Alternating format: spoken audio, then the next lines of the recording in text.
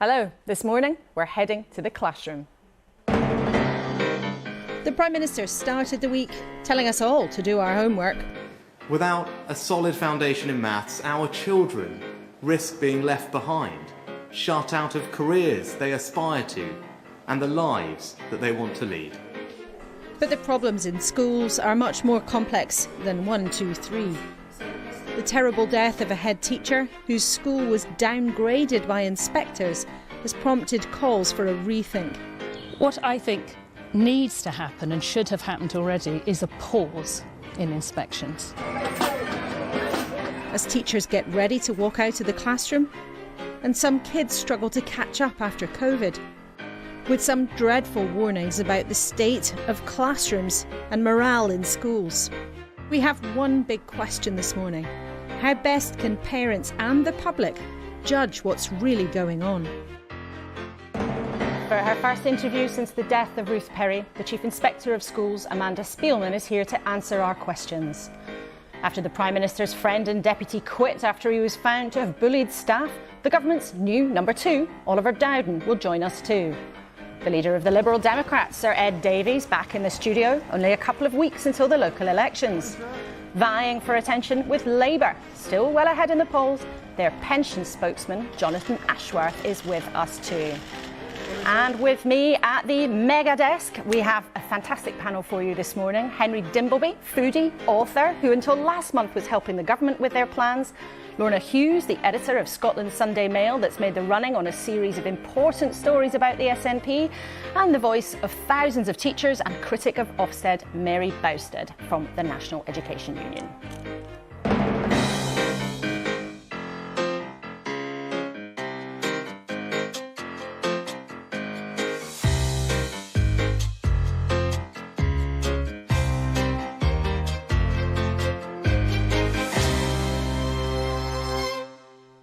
Good morning to our mega desk. Things look a bit different in here this week because this is the huge setup that we're getting ready for the local election programmes and all the politicking around that in a couple of weeks' time. And you're joining us on BBC Two because of all of those impressive souls who are getting pounding on London's pavements on the marathon over on BBC One. But thrilled you're with us here on Two. Let's start with a look at the front pages of the newspapers. There they are.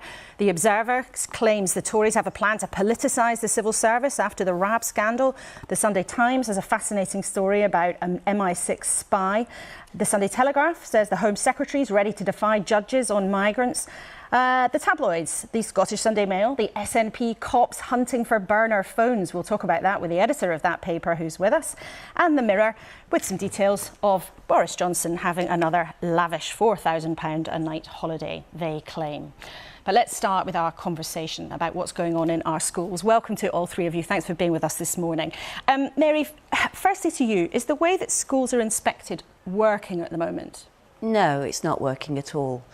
The problem is the crisis has now come to a fore, but it's been a problem which has been growing over decades. And the problem is that Ofsted doesn't inspect schools fairly, and that Ofsted doesn't know whether it raises qualities in schools at all. And it has no research to back up the claims it makes about, getting schools to be better at teaching and learning. And the problem that teachers and leaders have is that they've got no idea which inspection team will turn up at their school, one which will do a decent inspection or one which will be aggressive and demeaning. So you think there's variability in the system, but this conversation has really come about because of the very sad death of Ruth Perry, a head teacher who took her own life. There's an interesting history to something quite similar that happened in Scotland, Orna, where schools are run differently, they're inspected differently, but just tell us about what happened. About 15 years ago, a teacher died in the Borders, and certainly it was decided that there was inquiry, and it was felt that she had taken her own life as a result of an inspection. And there was a cultural shift, and it meant that the traditional inspections didn't actually happen, and it's far more over a course of days. It's over, has a number of factors involved, and certainly I don't think in Scotland we see the same problems that teachers are talking about So there was a culture change, but some people might say, Henry, that basically everybody blames the ref, right? Teachers, like lots of us, don't necessarily like being judged. As a parent, what do you think of Ofsted? Is it useful?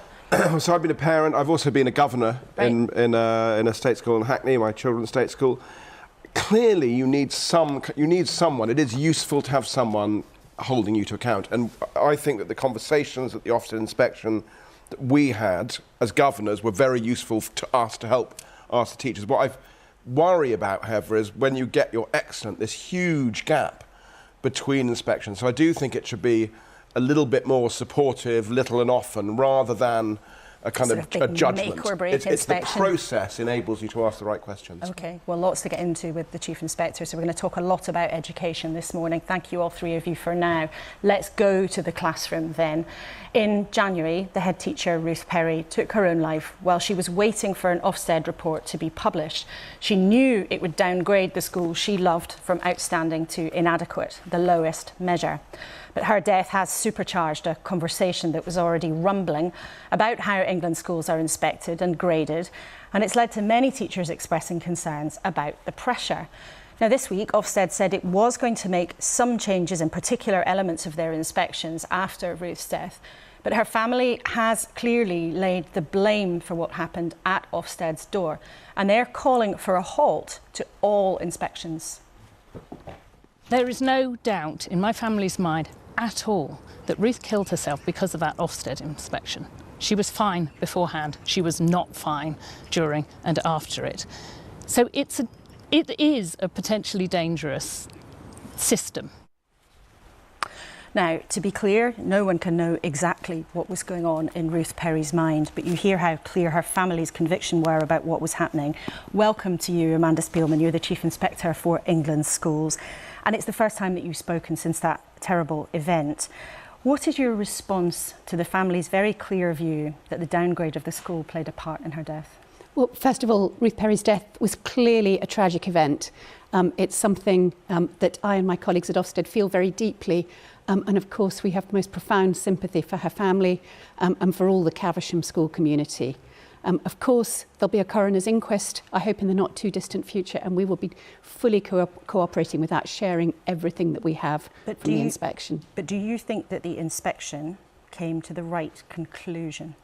I do. I think the findings were secure, and I think the inspection team worked with the professionalism and sensitivity that I would expect from our inspectors. Have you any concerns at all about what happened during that inspection when her school went from outstanding to inadequate? From what I've seen, I don't have any reason to doubt the inspection. Inspection is a sensitive process. We are there looking for children, looking for whether education is right for children, looking at whether protecting children's welfare is happening the way it should. Sometimes that can mean we have very difficult, very sensitive conversations in an inspection. Our inspectors are trained, prepared. They've all worked in schools themselves. They really understand what it feels like at the receiving end. We've taken a look at the report into Caversham, as you would expect, and we can show the summary to our viewers this morning. Now, it was marked good on the quality of education, good on behaviour, good on personal development, inadequate on leadership, good on early years provision. And if you look further into the report, there's some quotes there. Pupils enjoy coming to this welcoming and vibrant school. Relationships between staff are warm and supportive. And when you look at that and you read the report in full and you listen to the outpouring of concern there's been in that community and terrible sadness, can't you help but conclude that to judge a school with one blunt word, inadequate, is to blunt a system? So first of all, it's really important for people to understand that we do look at safeguarding as well as all the aspects of quality of education.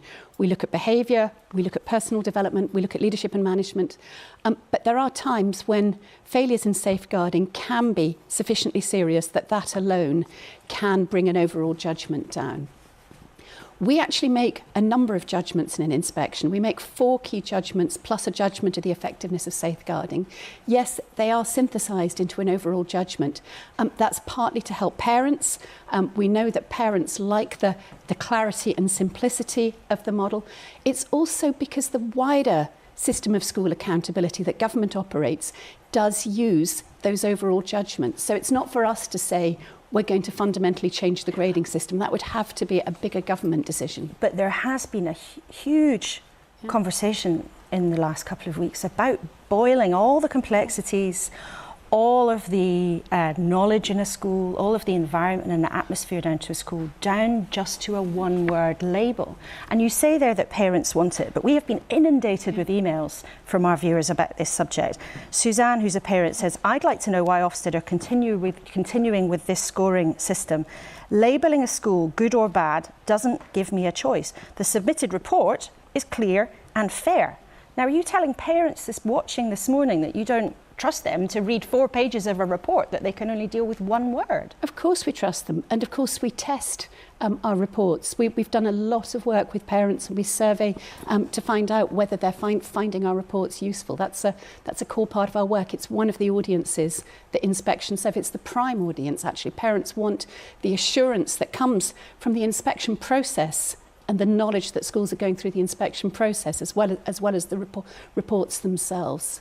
But when it comes to the impact that single word can have, it clearly is causing huge concern. We had another email from a teacher who said, I've taught in a secondary school for 43 years. To label a school with a single word based on 2 days is far too simplistic. And this teacher asks, I would like to know how many years teaching experience you have that gives you confidence to say this is the best way of doing things. Every inspector has many years of experience. Every inspector has been a school leader. Every inspector understands what it's like at the receiving end. So it is really important to understand that. This is not a group of people from a completely different context coming in and having these conversations and making these judgments. It is people who are themselves deeply steeped in the world of schools. Many of them are current serving heads or deputy heads. Our inspection model draws on the sector. So it's really important for people to understand inspectors aren't beings from another planet. They are absolutely human beings understanding those sensitivities and difficult issues. But do you think then that nothing's going wrong? I think inspection has a tough job to do. There are many people who are sort of profoundly opposed to the wider system of accountability, who would like something very different. It's essentially a political debate about the right way to run the school system overall. You must have a view as the Chief Inspector of Schools, and on that particular issue of the one word, you said there it was Minister's decision as to whether or not they would stick with that system. But with your experience of running the organisation, and I know you're standing down towards the end of this year, so with your experience, actually, would it be better to say, let's just get rid of that label, give parents the 4-page report, do the job essentially in exactly the same way, but just get rid of that one word which can cause such distress and upset. And you know what happens when a school's rated inadequate. Sometimes people lose their jobs. Sometimes teachers leave. There are two different questions actually rolled up in that. One is about the judgments themselves, and one is about the wording. My own view is this, that if we changed simply the wording of the judgments and that the same judgments were there but with a different label on them, in 3 or 6 or 9 months' time, people would be saying it's not about the precise wording, it's about what they signify.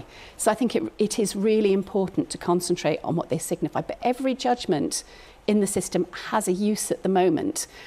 They are used for, not just for parents but also for government, both in allocating support and in deciding where interventions are necessary. So it would have to be a bigger, wider reform of the education system to do that. We have designed the inspection model and the set of judgments to fit the education system as it's currently conceived. It would be possible to run the whole school system differently, and you might design inspection differently for that.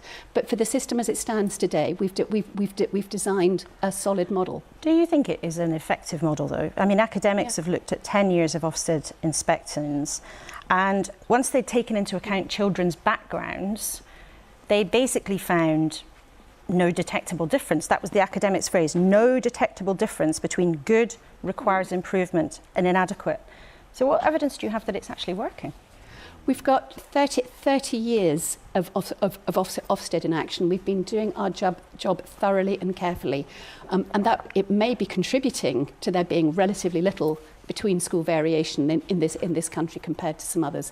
We recently restarted inspecting the schools that had been judged outstanding many years ago, and an exemption was put in place for schools with an outstanding judgment back in 2010. So some of those schools went 10, 15, almost 15 years without inspection. And was that a mistake? I do believe it was a mistake, and the profile of judgments we're seeing coming out of those re-inspections shows that many of those schools are no longer coming out as outstanding. That indeed is what we believe happened at Caversham Primary, Ruth Perry's school. But just before we move on to some wider issues, her family say that you haven't been in contact with them, and they've found that difficult. Are you going to speak to Ruth Perry's family? Of course, we'd be more than happy to speak to them if they would like to. We haven't wanted to intrude on their grief. We haven't had any approach, but we haven't ignored anything, and would happily speak to them. And will you then? I mean, why haven't you reached out so far? Well, it's a delicate balance when you have a grieving family, whether to intrude on that or not. But as I say, we're absolutely open to doing that. Okay, because they've said publicly they haven't heard from you, and actually we've also spoken to her sister here at the BBC, and she's expressed a desire to have contact from you. Why do you think, though, more broadly, there is a culture of fear around Ofsted? I mean, maybe there are myths, maybe it's not justified, but do you acknowledge that that culture does exist? I certainly acknowledge that it exists. I think it comes from a couple of things, perhaps. One is the consequences that people think about in the context of inspection, especially for inadequate judgments, which I should say are a tiny proportion. Nearly 9 out of 10 schools going through inspection, the judgment is good or outstanding. For the vast majority of schools, I know that it's a positive and affirming experience. Really? So absolutely, we get plenty of feedback to say that inspection is a constructive professional dialogue. That's how it is designed to be a constructive professional dialogue that really helps people think about what they're doing, really helps them take things forward. That's the essence of how we design it. Okay. And how we train people. Okay, well, I'd want to talk about some wider issues, because Ofsted, of course, is a big survey of what's going on in our schools all over the place. Is it harder, do you think, to be a pupil in this country since the pandemic? I think it's a really tough time for schools at the moment, for teachers, heads and pupils. The post-COVID hangover, if I can put it like that, is quite acute. We've got all the different post-COVID problems. During COVID, schools did do a fantastic job. Coming back, they've got pupils not just with sort of academic catch-up needs, but also with greater mental health difficulties, with more special educational needs. Behaviour is challenging, socialisation's delayed. So it's a really hard time to manage a school, especially when the external services that you need more of sometimes aren't even fully back on stream. So it's a tough time out there. It's been very, very striking, in fact, in the last couple of days. We've heard from lots of teachers, we've heard from lots of parents. Do you think that this is a sector that is in a bad shape? I mean, do you worry about what's going on? Have you seen it like this before? I think there's a lot of unhappiness. Obviously, there are disputes with government about pay and funding. There's clearly a lot of bad feeling around. And when there is bad feeling around, Ofsted often becomes a sort of lightning rod through which the tensions and frustrations can be discharged. Do you think you're being unfairly blamed?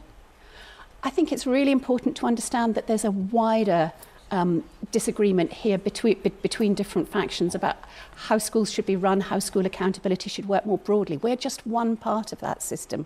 We're not the regulator. We don't make decisions about what happens to school. We are just the inspectorate going to look and see whether children are getting the experience they should in schools. But it's interesting because we've heard and read a lot of anxiety and also a lot of anger towards how Ofsted inspectors sometimes behave, a lot of anger with how the organisation operates.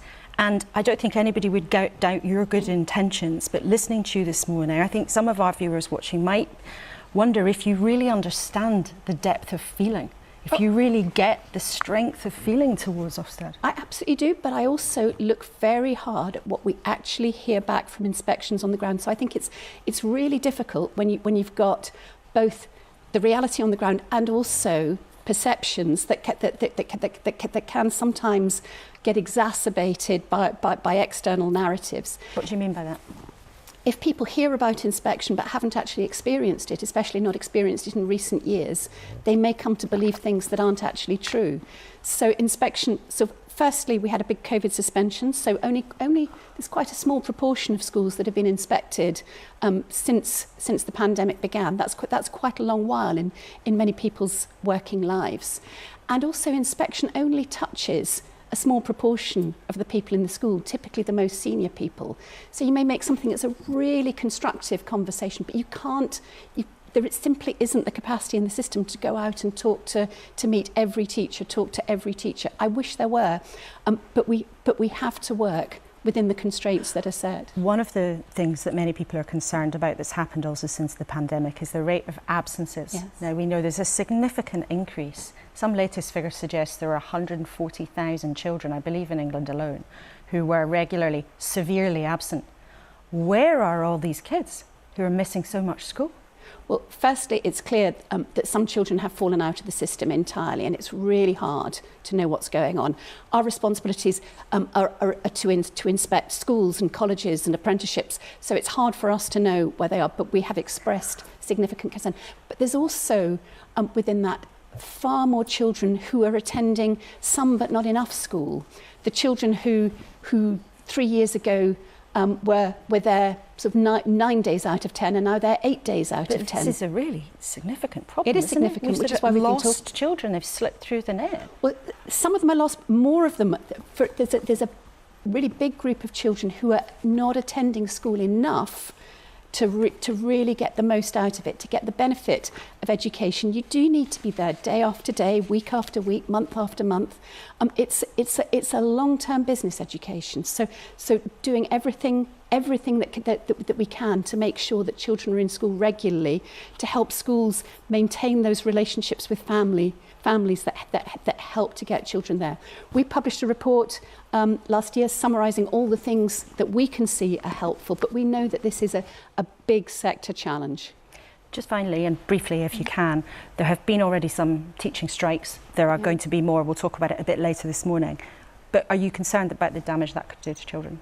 Well, of course. Children have missed a great deal over the last few years. It is so important that their education continues and is interrupted as little as it can possibly be. So would you urge the unions not to walk out, or the governments to pay the teachers more? I hope that disputes can be resolved rapidly and constructively, because we know that children need to be at school. OK, Amanda Spielman, thank you so much for giving us your time this morning, Chief Inspector of Schools in England. Thank you very much indeed for taking all of our questions. Now, please do let us know what you thought of what Amanda had to say. You've sent us so many emails in the last couple of days, more than on any other subject we've covered on the programme, in fact. And we'll check in shortly with the leader of one of the big teaching unions, Mary Bousted. But contending with schools is just one of the things on the Prime Minister's list. 48 hours ago, he lost one of his biggest allies. Dominic Raab quit after an independent report said he had bullied staff, although he certainly didn't agree. Look, if someone had hurt feelings because of something I did, of course, I want an empowered team. Vast majority of the civil servants who worked for me were brilliant, fantastic, and actually relished the energy, the challenge, the drive that I believe I brought. But of course, I don't want to upset anyone, and I made clear that I'm sorry for that. But that's not bullying, and we can't deliver for the British people if the bar is that low.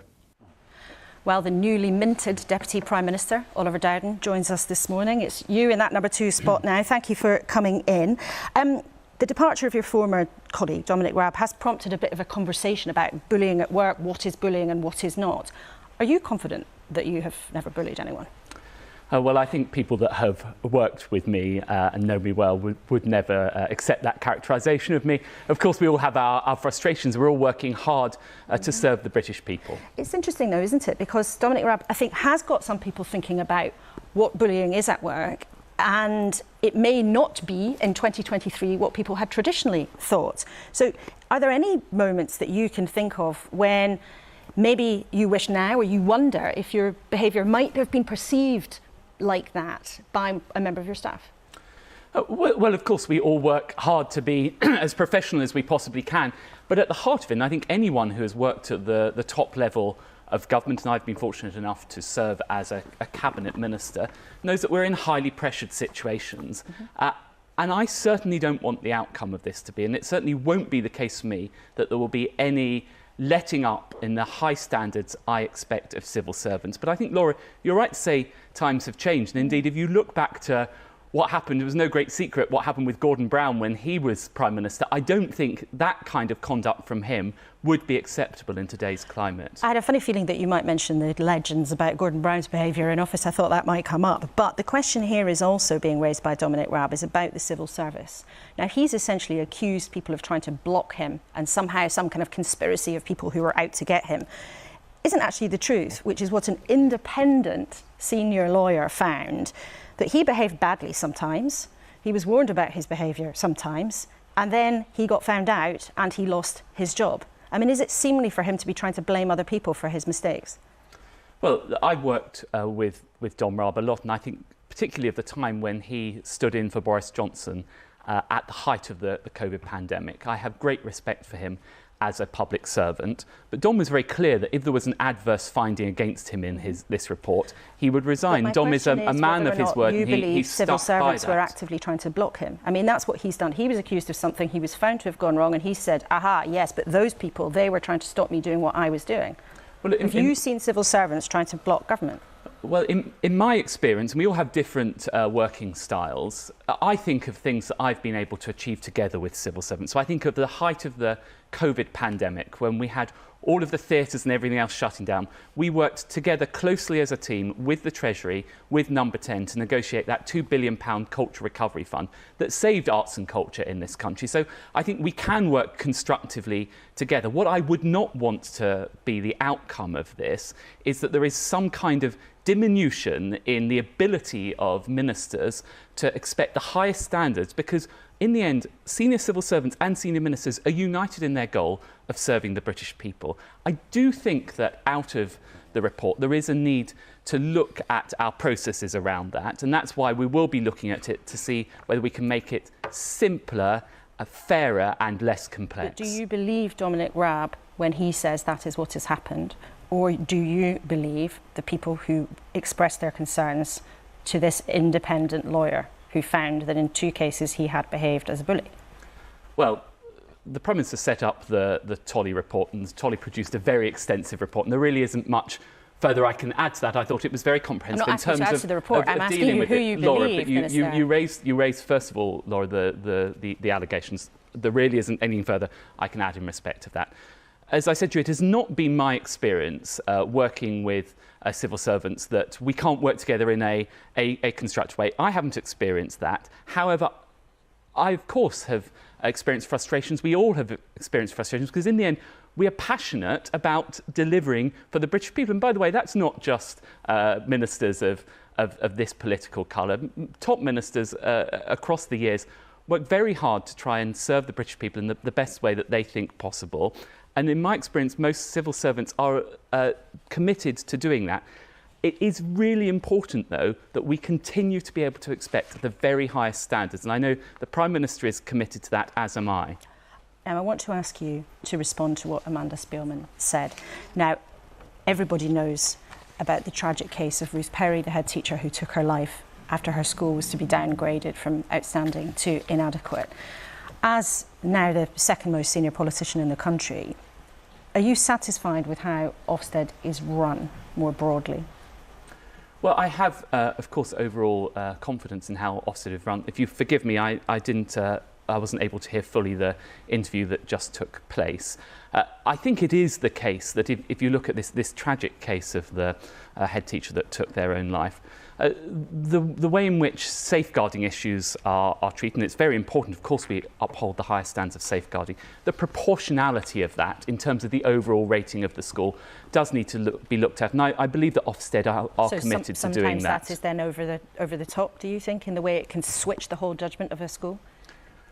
Well, I think it's important that a proportionate approach is taken. And my experience of working with teachers is they are passionately committed to supporting the children in their schools. But it is also right that we do expect high standards, and Ofsted has been a pivotal part in delivering that. And if you look at what's happened under this government, for example, 88% of schools are now good and outstanding. We have to be able to hold teachers and head teachers to account to make sure they're delivering for the pupils and the parents that they serve. But we don't want to do so in a way that excessively puts focus on one issue over another.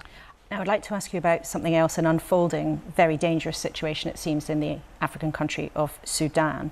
Now, the United States is evacuating their diplomats. France is going to start trying to bring some of its nationals home, as we understand it. Why is the UK just telling people to stay inside?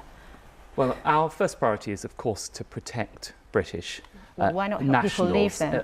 Laura, if you'll let me explain where we are with this situation right now. Clearly, it is a complex and fluid situation. It is the case that the Ministry of Defence is acting in support of the Foreign and Commonwealth Office.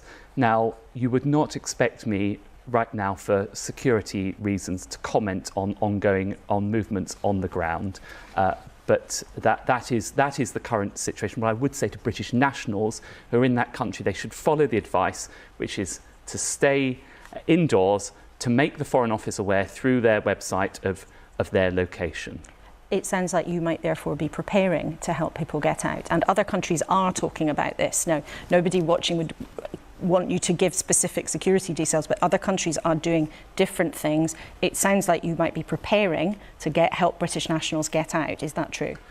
Well, you reference what's happened in other countries. What I would say is the situation in Sudan is very different, for example, to what you saw in Afghanistan with op pitting. Clearly, we don't kind of have the level of personnel and so on there that we had in that situation. So the current advice for British nationals is to stay at home, to make the Foreign Office aware of their situation. As I say, the Foreign Office are being operationally supported by the Ministry of Defence actively, but I can't give you any further comment. Okay. Now, I know today, finally, you want to remind everybody about the loud noise that's going to go off on every single mobile phone in the country this afternoon, this test of the emergency alert.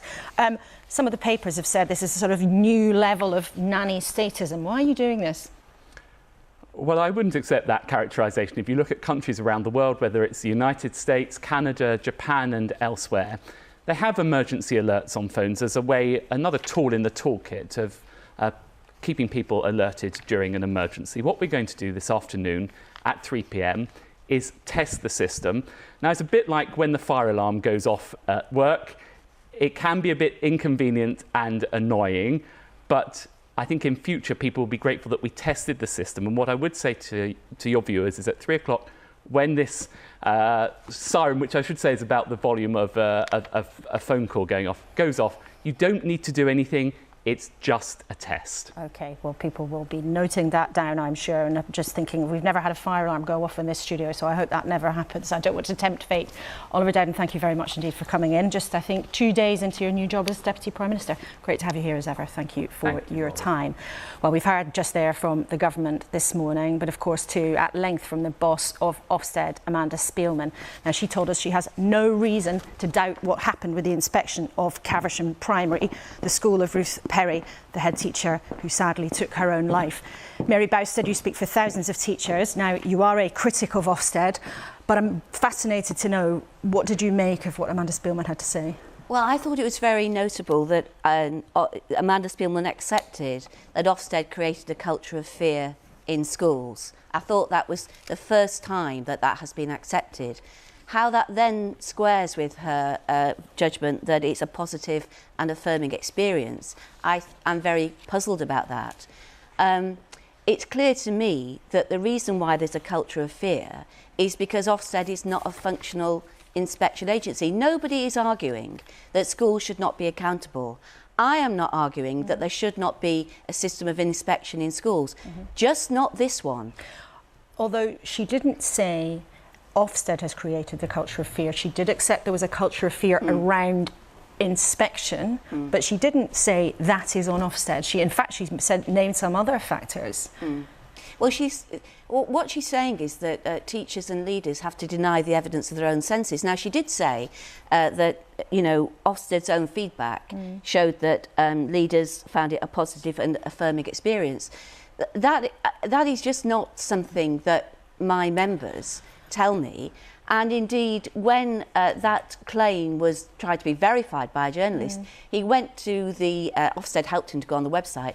The questions, the survey by which they make that claim is completely inadequate. It asks leading questions. But in fact, during that, you know, there are different views on this. And in fact, during our interview, we had an email in from one parent who said, "Thank God for Ofsted." And we've had another email from a viewer called Elaine saying, "We'd all love not to be measured in the workplace, but it's not realistic. In private industry, we're measured every day and every month. Schools can't duck the importance of this." Nobody wants to duck the importance of being measured, or, well, being measured, but we have to be you've got to be measured by a system and by people who know what they're doing. Ofsted have changed their inspection framework 5 times in the last 9 years. So you've got schools constantly running after a new inspection framework.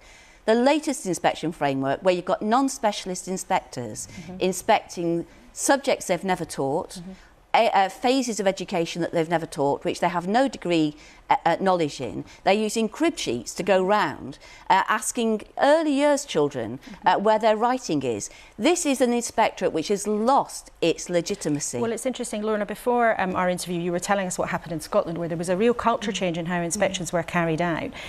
As with ever, when these things become a big political and fraught debate, there is a risk, isn't there, for organisations that they end up being tin-eared to concerns. I mean, do you think there's a risk for Ofsted of that here? Yes, absolutely. Yeah, I think that it's very obvious that things could be done differently.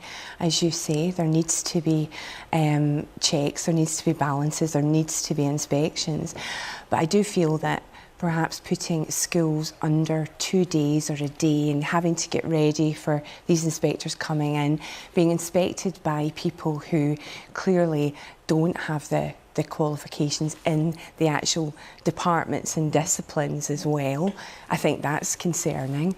You know, I would say that the model that exists in Scotland, it sounds to me an awful lot better as a parent and as a teacher. But as parents, and you were a governor and a parent as well, Henry, I mean, when you listen to Amanda Spielman, you know, her defence is very staunch. We look at the evidence, we think we're doing the right thing, and of course, sometimes people don't like what the judgments are of them. But where do you think the balance should be struck? You know, what was striking about it, in complex systems, all these complex systems, they're very difficult to intervene on. You try something, it doesn't work. Yeah, whack-a-mole sometimes. And you have to be prepared to evolve and change all the time, accept former kind of mistakes and move forward. It felt, and I understand also that she has to defend her staff, because, you know, we've seen that in other situations as well, but it felt a little bit defensive. I'm sure there must be things all the time that we can learn from how inspections go. Now, one thing she also said was that the upcoming teaching strikes would be damaging for children, and she urged unions and government basically to sort it out. Now, in Scotland, there was a resolution after a lot of disruption, rolling strikes.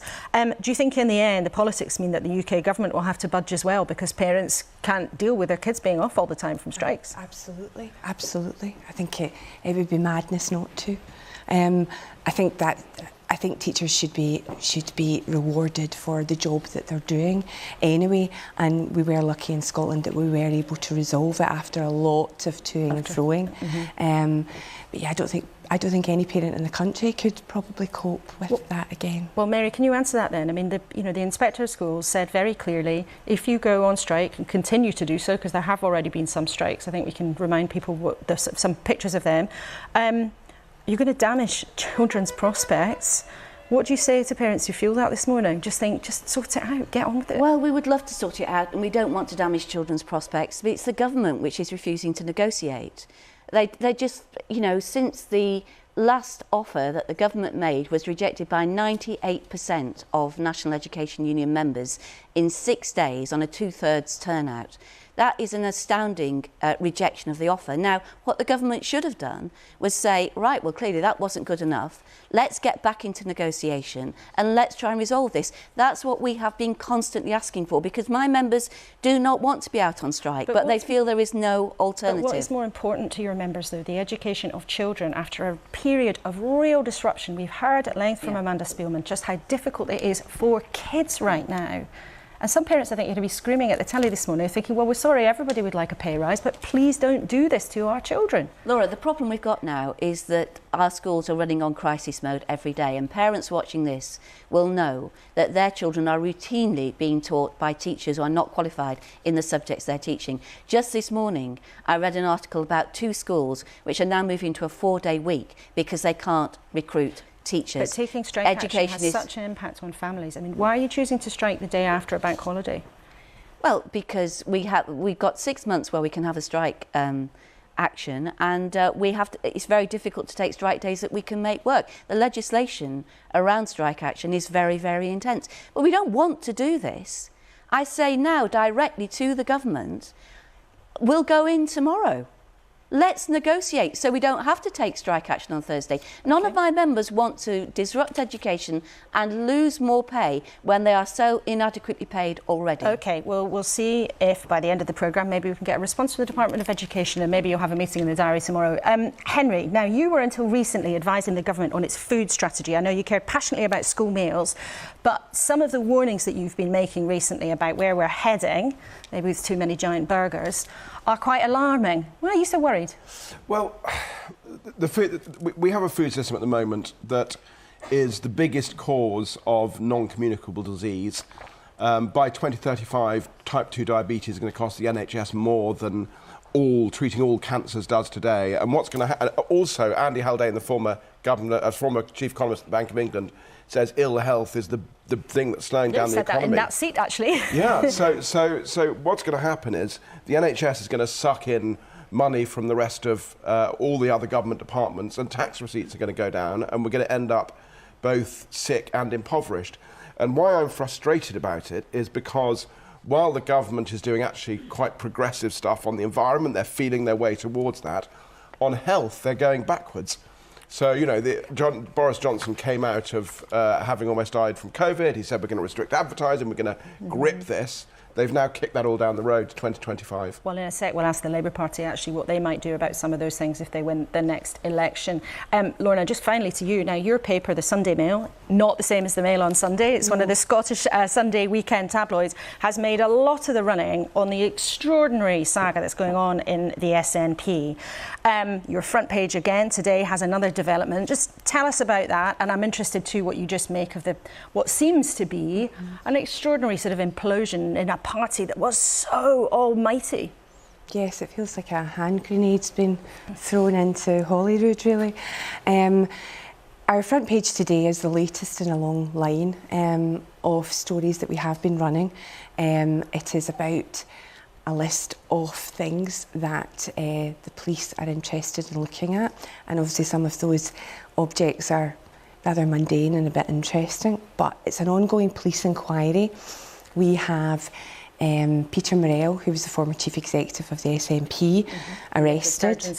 Nicola Sturgeon's husband, arrested, and we have had Colin Beattie, who of course is a treasurer, now no longer treasurer, arrested, and both released pending without. And neither of them have been charged, and we have to be careful because there is this live investigation. But just lastly on this, if you can, what do you think it really means for politics in Scotland? And that has such a big impact on everything because the SNP sends so many MPs. It makes it very hard for Labour to win a majority.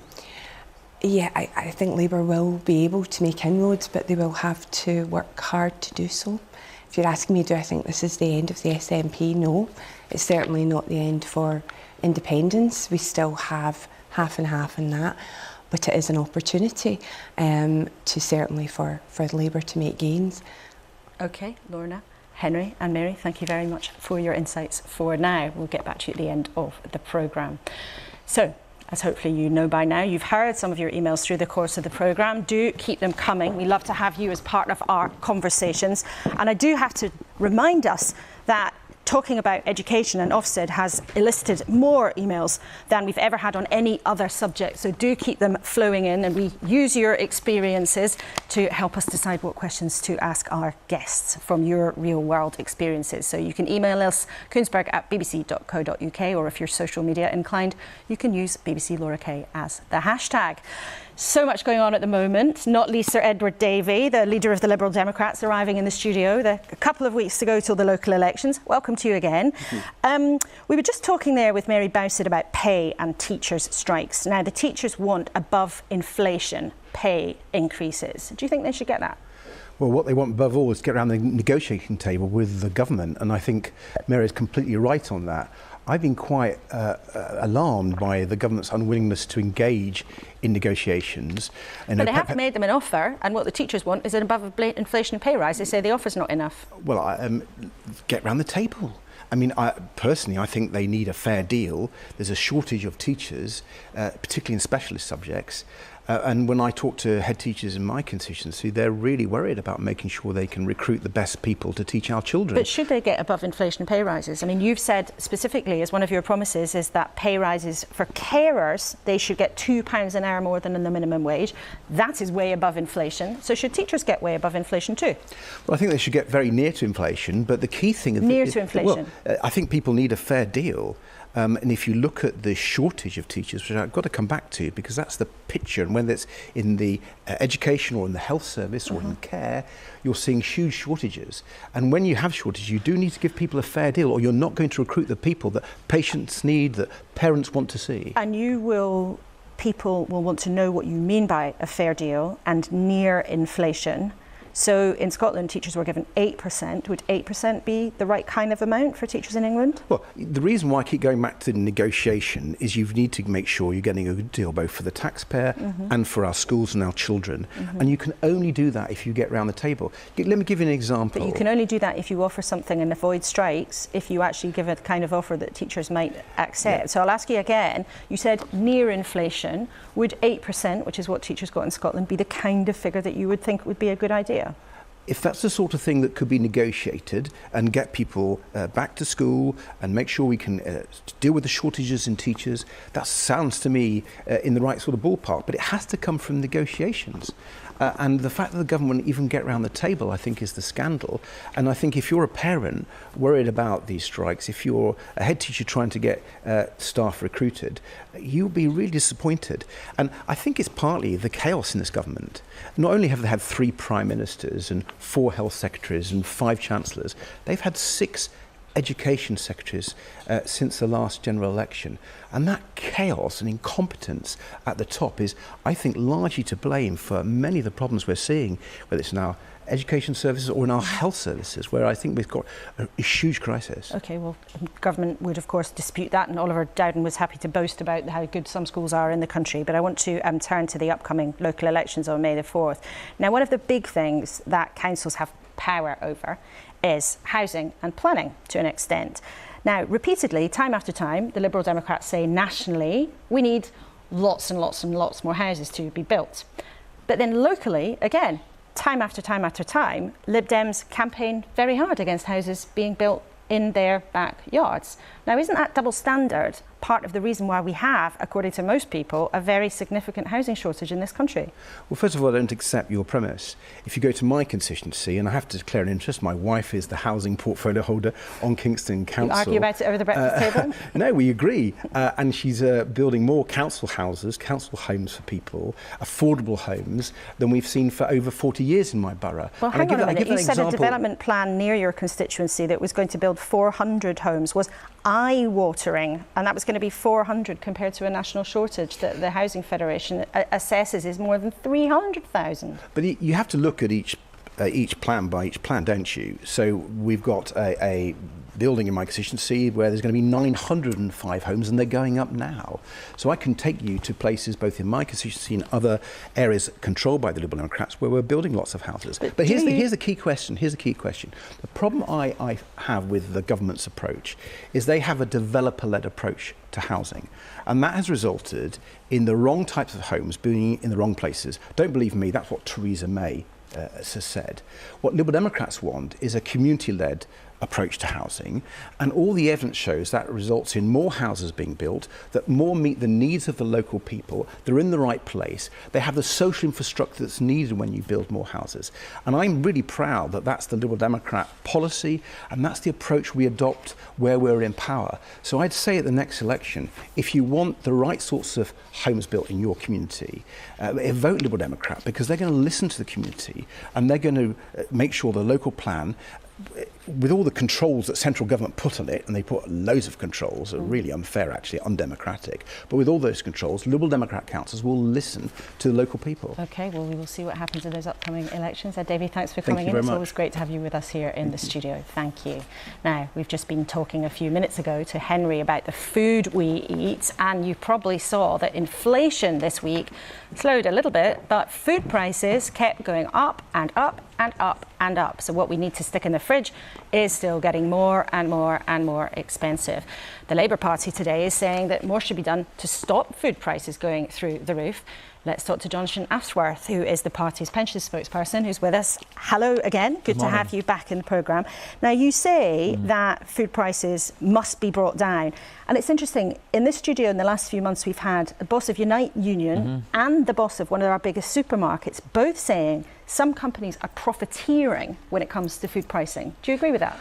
Well, look, I think what's happening at the moment is that the government are asking the British people, or demanding the British people, pay the price for 13 years of economic failure. We've got families paying more in tax. We've got families paying more for their energy bills. And I'm here asking you a straightforward question about whether food companies are profiteering and making things harder for people. Let me finish this point. They're paying more on their energy bills because of a failure to invest in our energy infrastructure.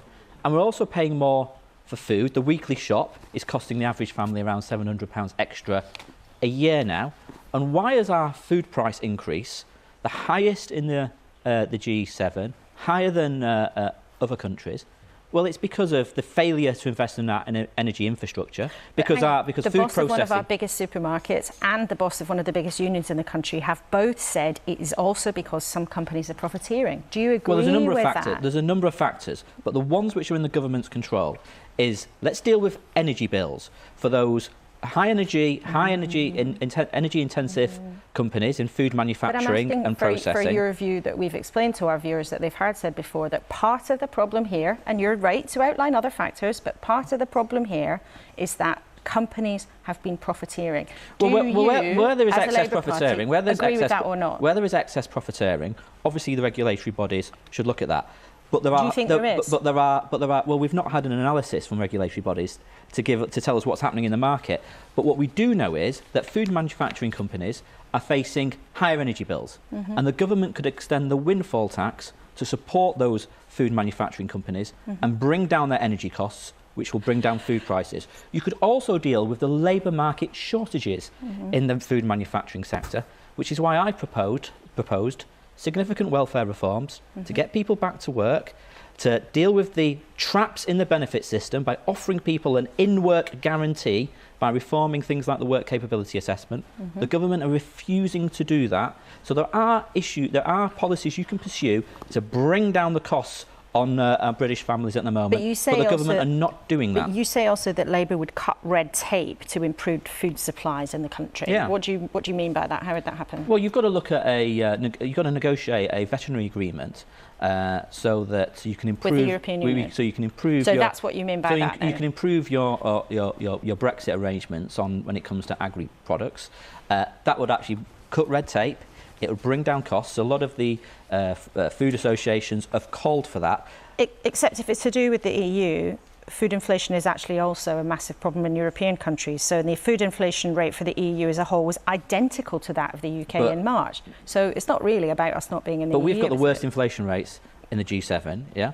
And that is because of our failure to invest in energy infrastructure, our failure to invest in renewables, in gas storage, in cladding insulating our buildings.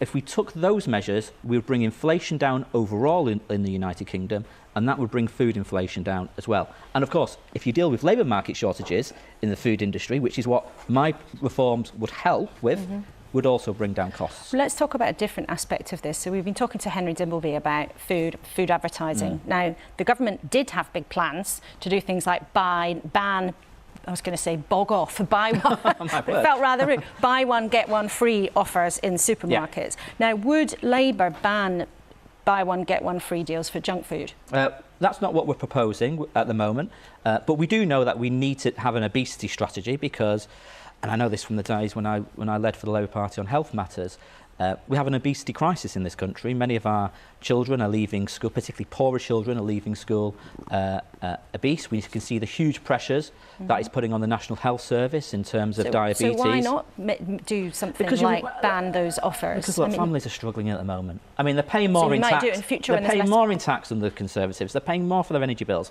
They're paying more for their mortgages and rent because the Conservatives crashed the economy last autumn. So this isn't the time to impose more costs on families. But are you saying, therefore, that you might consider doing that in future when people aren't so hard up? Look, we've got to take measures to deal with obesity.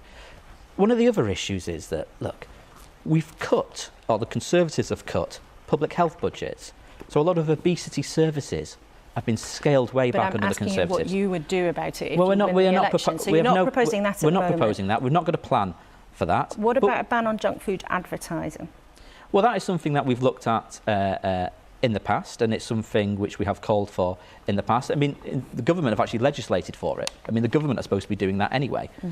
So we'll wait and see as the government actually implement their own legislation. I think they legislated for it in 2021 from memory. And it hasn't yet been fully implemented. No, but Matt Hancock introduced it, so it'll be interesting to see whether the government actually come back to it. Just lastly, on something else that's happening in the business world at the moment, is it all over for the CBI, do you think? Will Labour cut its links with the CBI? Well, we have done. You have done? Yeah, we have. Formally? We have done. I mean, look, we've got to see whether the CBI can... What do you mean by that? Have you ceased all contact Yes. with him? Absolutely. Yeah, and I think the government have as well, as I understand it. And I think, I mean, the revelations, the stories have just been absolutely shocking, haven't they? I mean, unbelievable that... And I just sort of feel for the people who have been victims, and look, the CBI have really got to get their house in order. And do you think it should be wound down and replaced by a new organisation? I mean, this is up for the CBI. I mean, to decide how they're going to reform themselves. There's clearly deep-rooted problems there, and it needs a root and branch review and reform process. OK, Jonathan Ashworth, thank you very much for coming into the studio this morning. Always great to have you. Right, it is nearly 10 o'clock. It has zoomed by, and we started this morning asking about education. Matters so much to millions of families around the country. And the Chief Inspector of Ofsted, Amanda Spielman, was in the studio defending her team's inspection of Caversham Primary School. That's the school where the head teacher, Ruth Perry, took her own life in the days after the inspection was carried out. I think the findings were secure, and I think the inspection team worked with the professionalism and sensitivity that I would expect from our inspectors. Have you any concerns at all about what happened during that inspection when her school went from outstanding to inadequate? From what I've seen, I don't have any reason to doubt the inspection. Well, it would be very interesting in the coming hours to see what people's reaction to that is. But Mary, I'd just like to close with you, though, on the issue of strikes, because it matters so much to families around the country. Last week, Pat Cullen told us there could be nurses' strikes all the way up till Christmas. Is that a possibility if you don't get a call from Gillian Keegan to go and talk? If we don't get negotiations, we have no option other to do that. But I want to emphasise again, we don't want to. We want to negotiate and we want to end this dispute. So we'll go in any time. I hope Gillian Keegan calls us today. OK, we'll see. We'll maybe check in with her after the programme. Henry, what did you make of Jonathan Ashworth there? So two things. First of all, it is worrying to see Labour getting tangled up in a culture war over this. They think the Red Wall doesn't want this stuff. People are desperate for government to intervene. And now, in the middle of a food crisis, two things need to happen. Government needs to increase free school meal eligibility, which is the lowest in England across the UK. They need to increase Healthy Start vouchers, and supermarkets need to start adding bog-offs for veg rather than for unhealthy junk food. That's an interesting idea, and you've written a lot about that in your new book, Ravenous, which I think is either available now or available shortly. It sets out everything that needs to happen, but now that's what needs to happen. Now, I want to cheer everybody up after some difficult conversations this morning by showing you some amazing pictures of what happened late last night in Wrexham. The small town team that's been bought by two Hollywood superstars, there they are. warming hearts across Wales, and I think maybe making other people happy too. Incredible scenes there. They beat Boreham Wood, who actually are the small football team in Oliver Dowden's constituency, as it happened. Lorna, did you watch it? Were you cheering along? No, I'm afraid not. But obviously, I'm aware of the story. It was fantastic. Yeah, it's utterly great. Well done. Mary, have you been following this story? It's an incredible kind of Hollywood... I did ask my husband late last night, did Wrexham win? And he was amazed because I hate football. So he poured scorn on me for my Johnny-come-lately interest in football. It's turned you. It's turned you into a football fan. Goodness me. And Hollywood. And very, very Hollywood. It probably will be a movie before too long. Henry Dibbleby, Lorna Hughes and Mary Bowson, thanks so much for being with us this morning. We've covered lots of ground, but you've been very, very generous with your insights, and we're grateful for that. And I'm grateful to you, of course, as well for watching. Well, for the first time, we've spent most of our hour together talking about what's going on in our schools. It's interesting, education, rightly or wrongly, hasn't been up at the top of the charts in political conversation that much in recent years. But as questions about Ofsted persist and the after effects of the pandemic reveal themselves, that's even before we've mentioned how tech is changing kids' lives and bringing new challenges for parents, I wonder if what goes on in the classroom and the staff room might rise up the political conversation again. The emails you've been sending in to us in the last couple of days suggests it will. That, of course, for any politician who reckons they might have convincing lessons, gives them a big, big opportunity. So do keep letting us know what you think. Thank you for your company. And as ever, you can catch up on anything you missed on the iPlayer. And I will look forward to seeing you next Sunday back on BBC One at 9 o'clock. Goodbye for now.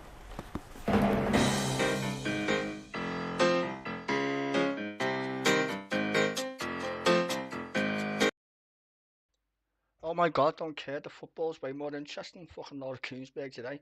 5-0 to Newcastle against Spurs, and it's only 25 minutes. Oh my God. That's depressing. I swear someone be battered the max. 5-0. It's not even half time. Jesus wept. Fucking hell. I'm agreeing with that guy on the other side though about the bog off offer. It's mad, isn't it? You know, people buy fucking shitty food because they can't afford to buy vegetables. Vegetables are fucking, well, they're expensive. And second of all, who's got the time to let you cook that kind of shit anyway? Unless you're single or, I don't know, got a weird job going. No kids. I don't know any of my friends who can afford to fucking just buy veggies and that. Maybe on a Sunday. Maybe, if you're lucky. Some people work on a Sundays, can't even be asked to fucking doing roast. Bit of a mad one. Anyway. Schools, teachers go on strike, just saying. Even though I can't stand teachers most of the time. When I was growing up as a kid. Putting up with kids is fucking hard work, just saying. Everybody's is a pay rise in the country. Everybody. If you work for the government anyway, they've been shafted for about fucking 15 fucking years. Even longer when you take in consideration that even Labour only introduced the minimum wage. What was it? When they introduced like £3.50 an hour? It's fucking retarded. And the Tories voted against it. Tories were like, nah, it's going to make the world explode if we give people a minimum wage. So lots of people who think it's a bad idea. Say what's a bad idea? Not having kids in a country is a bad idea because the pension pot's fucking going to die soon. No one's talking about the pensions in the United Kingdom, by the way. Fucking problematic. The pension fund's going to go insolvent pretty soon. And they're going to have to fucking scrap the fucking retirement age. And retirements altogether, which is bonkers. Or we need to start fucking getting people in the country. A lot of people. See, the thing about immigration is immigration works if you've got the infrastructure. If you haven't got the infrastructure, it's just fucking mad. Can't even afford to put fucking people who live here in fucking homes and get doctors and nurses and all that bollocks. I don't know, it's a bit mad, isn't it? And it's just not, to be fair, it's not just Britain. Same with other countries. Their pensions are fucked. In the West in general, people aren't having kids. It's too expensive. Why would you want to have a fucking kid? Costs you a fucking fortune. And if you're wondering why I sound terrible, my voice is still gone since Thursday when I watched that fucking rocket explode. I screamed that much, I fucking burst a blood vessel in my throat or some shit. Mad stuff. Anyway, I'll be back tomorrow. Hope you all have a lovely day. And the rest of your day, I'm gonna watch Newcastle fucking destroy Spurs. Mad shit. If Liverpool win their next 3 games, you know we can go top 4. That's fucking mad. We've been shite all season as well. Crazy stuff. Anyway, I'll be on Discord if you need me. Ta-ra, peeps. Have a good one.